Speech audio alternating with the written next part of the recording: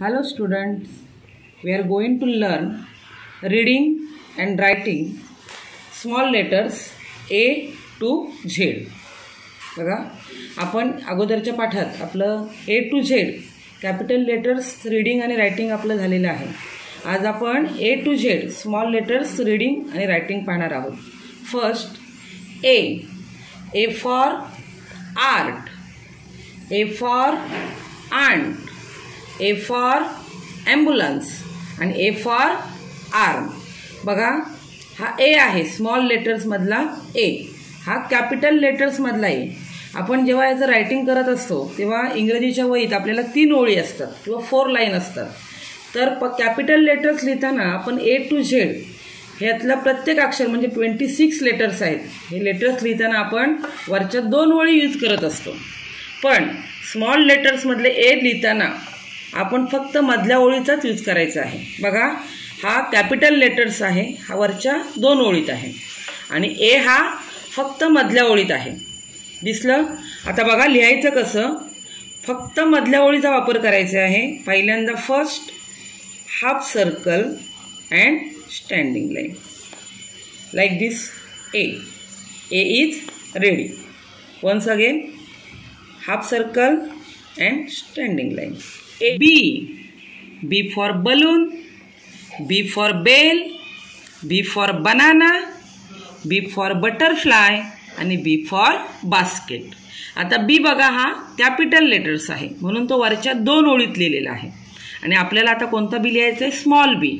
मग स्मॉल बी लिहिताना वरच्या 2च ओळी यूज करायच्या असतात. बघा 1 आणि 2. तर लिहायचं कसं बघा. B for balloon, B for bell, B for banana, B for basket, B for butterfly. लिहायचं कसं बघा. पहिल्यांदा first standing line and half circle. बघा standing line and half circle. B for bell, B for balloon. बघा standing line आणि half circle त्याला join करायचं.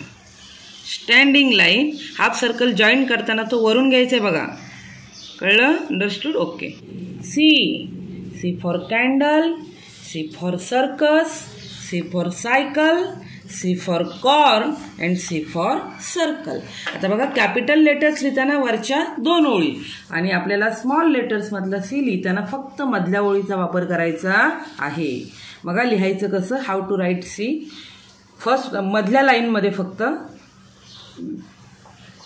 C for candle, C for circle, D for deer, D for desk, D for doctor, D for donkey and D for dustbin. How to write letters D? First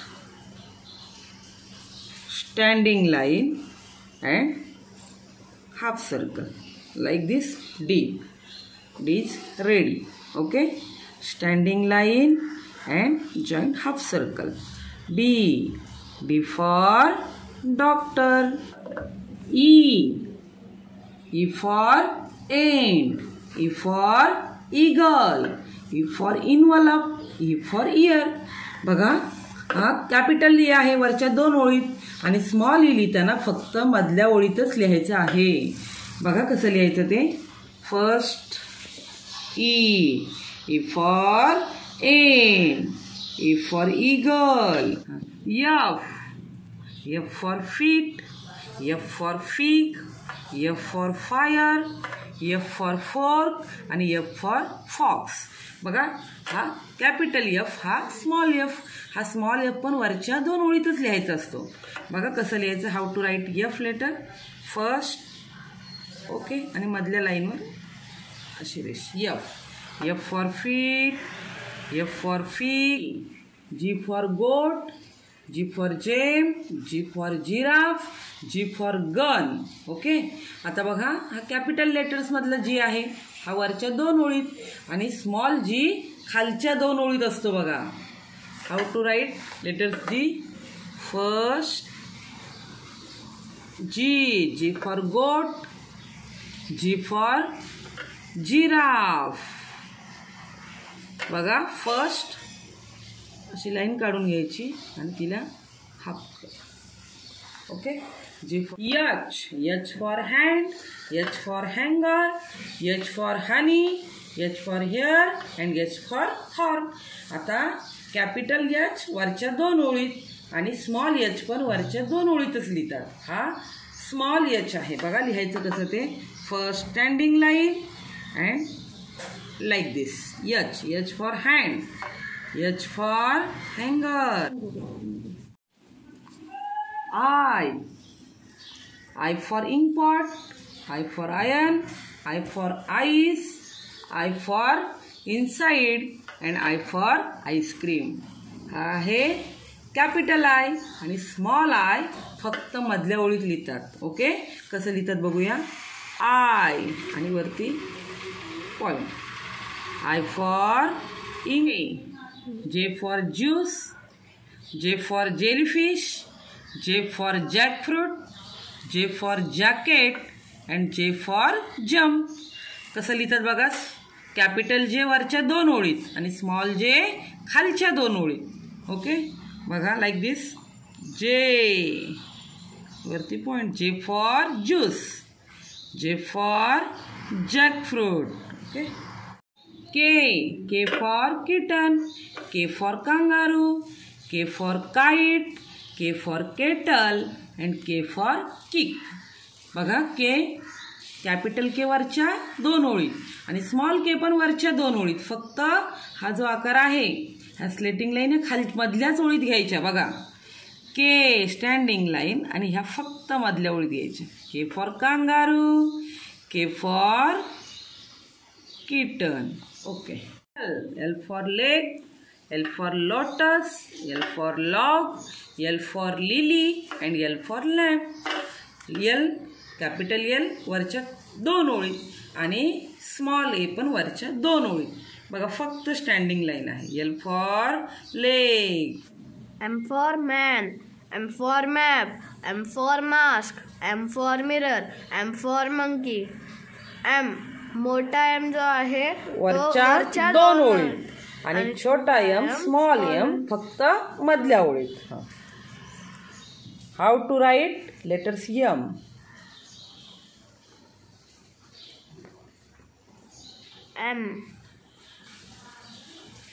M for monkey. N. This is capital N and this is small n. N for net. N for napkin.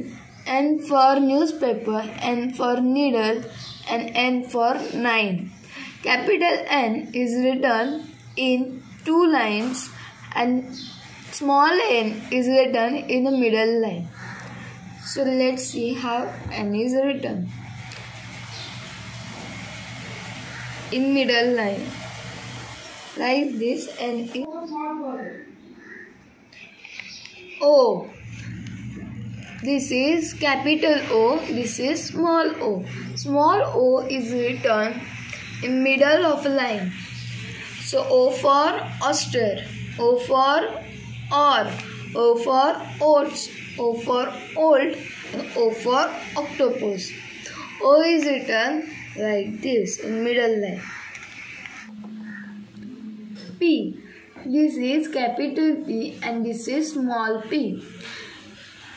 P for peapod, P for peanut, P for pillow, P for popcorn and P for parrot. So P is written like this. Q for quail, Q for quarrel, Q for quill, Q for queen and Q for quick. Q is written like this. R for rat, R for rain, R for rainbow, R for ribbon and R for rock. Small r is written like this. S for sad, S for 6, X for 7, S for sand and S for seahorse. small s is written like this. T. T for tiger, T for tomato, T for tie, T for turtle, and T for teeth. T is written, small t is written like this. U.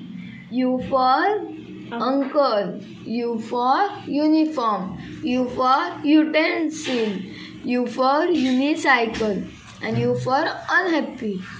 U is written like this. Start. V. V for vegetables, V for vacuum cleaner, V for van, V for velcro, and V for vulture. Small v is written as like this. Like this. W.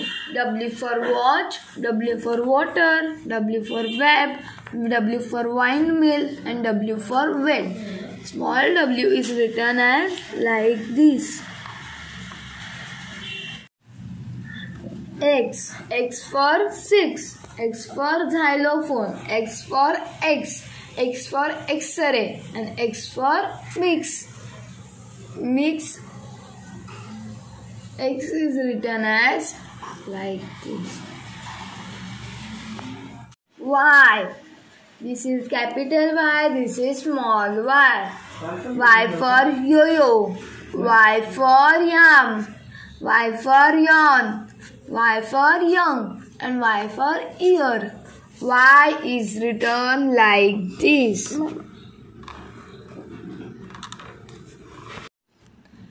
Z. This is capital Z, this is small z. Z for zero, Z for zebra crossing, Z for zigzag. Z is written as like this in middle lines. Okay, thank you.